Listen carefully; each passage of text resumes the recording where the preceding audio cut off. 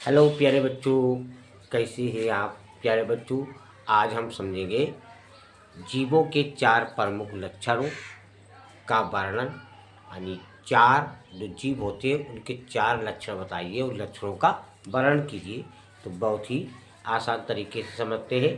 जो भी जीव होते हैं तो प्यारे बच्चों, कोई भी जानदार चीज़ हो तो वो वृद्धि भी करती है, यानी बढ़ती है, और जन्म भी करती है, पोषण भी करती है। तो इनके लक्षणों में 4 लक्षण हम समझेंगे यहाँ।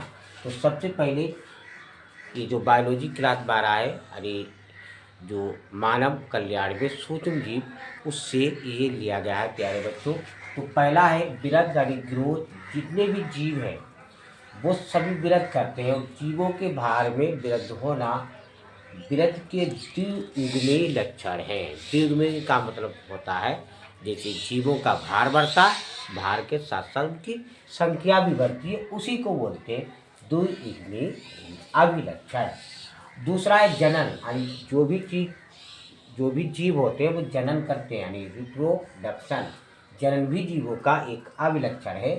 जो बहुकोशिकीय जीव होते हैं उनमें भी होता है, और जो एक कोशिकीय होते हैं उनमें भी होता है, और लैंगिक अलैंगिक दोनों तरह से होता है।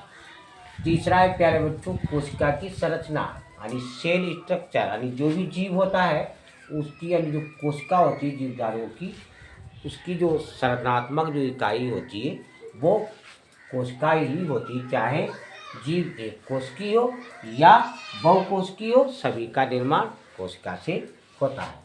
चौथा है प्यारे बच्चों न्यूट्रिशन, यानी पोषण भी करते हैं जो जीव होते हैं।